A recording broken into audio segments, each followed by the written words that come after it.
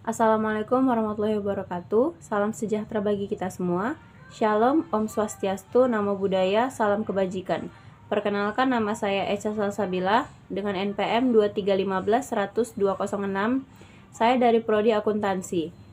Dalam presentasi ini, saya akan membahas tentang tugas yang diberikan oleh dosen pengampu saya, yaitu Ibu Wahyu Indasari, SE MSI. Saya akan langsung menjawab soal yang pertama. Untuk soal pertama, saya akan menjawab pengertian dari pasar persaingan sempurna. Pasar persaingan sempurna adalah pasar yang di dalamnya meliputi penjual dan pembeli dengan jumlah banyak, dengan catatan kedua pihak tersebut tak dapat mempengaruhi harga, sebab harga sudah ditentukan oleh pasar itu sendiri. Selanjutnya, berikut adalah contoh kurva permintaan.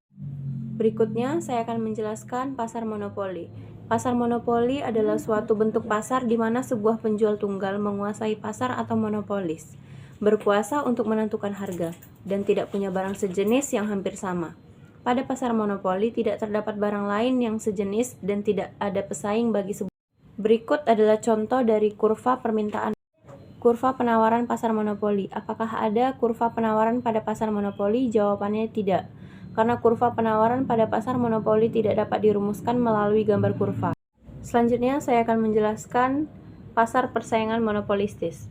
Pasar monopolistis adalah sebuah pasar yang memiliki banyak konsumen yang dapat menghasilkan suatu komoditas yang berbeda-beda. Jenis pasar ini juga seringkali disebut sebagai pasar yang memiliki banyak penjual yang hanya menawarkan satu jenis produk namun dengan kualitas, bentuk, dan ukuran produk yang berbeda. Contoh kurva persaingan pasar monopolistis dapat dilihat sebagai berikut. Selanjutnya, saya akan menjelaskan tentang pasar oligopoli. Secara sederhana, pasar oligopoli adalah jenis pasar yang memiliki jumlah produsen dan konsumen yang tidak seimbang.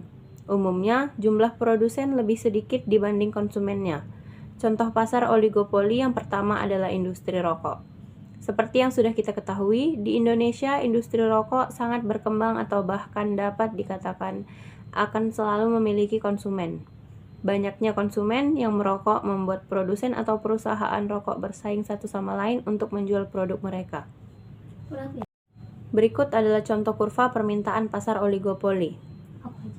Selanjutnya, nomor 2, saya akan menjelaskan tingkat produksi mempengaruhi pertumbuhan ekonomi. Pertumbuhan ekonomi ialah sebuah proses dari perubahan kondisi perekonomian yang terjadi di suatu negara secara berkesinambungan untuk menuju keadaan yang dinilai lebih baik selama jangka waktu tertentu. Pertumbuhan ekonomi dipengaruhi oleh 4 faktor, yaitu jumlah penduduk, jumlah barang modal, luas tanah, dan kekayaan alam, serta teknologi yang digunakan. Teori ini memberikan perhatiannya pada pengaruh pertambahan penduduk terhadap pertumbuhan ekonomi. Bisa kita lihat, nomor 3, saya akan menjelaskan apa yang dimaksud dengan sistem pasar bebas atau laissez-faire. Pasar bebas merupakan perdagangan luar negeri antara beberapa negara secara bebas tanpa adanya hambatan dari pemerintah negara masing-masing. Pasar bebas adalah kegiatan jual beli yang bebas dan dilakukan sesuka hati sehingga mampu melahirkan persaingan ekonomi lebih luas tanpa campur tangan pemerintah. Laissez-faire adalah sebuah frasa bahasa Prancis yang berarti biarkan terjadi. Secara harfiah, biarkan berbuat. Istilah ini berasal dari diksi Prancis yang digunakan pertama kali oleh para psiokrat pada abad ke-18 sebagai bentuk perlawanan terhadap intervensi pemerintah dalam perdagangan. Yang terakhir, saya akan menjelaskan tentang pergerakan kurva permintaan dan penawaran serta apa yang menyebabkan terjadinya pergerakan tersebut.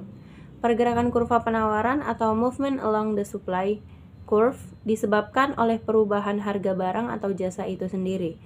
Ceteris paribus, misalnya kenaikan harga beras. Ceteris paribus akan menyebabkan kenaikan jumlah beras yang ditawarkan. Pergeseran kurva permintaan dapat disebabkan oleh 2 faktor utama, yaitu faktor ceteris paribus atau barang itu sendiri disesuaikan dengan pendapatan pembeli dan perubahan harga barang pendukung. Apabila pendapatan meningkat, maka kurva bergeser sejajar ke kanan, dan bila turun, kurva permintaan sejajar ke kanan. Baik, itu saja yang bisa saya sampaikan. Lebih dan kurangnya mohon dimaafkan karena yang sempurna hanya milik Allah Subhanahu wa taala. Terima kasih. Saya Echa Salsabila. Wassalamualaikum warahmatullahi wabarakatuh.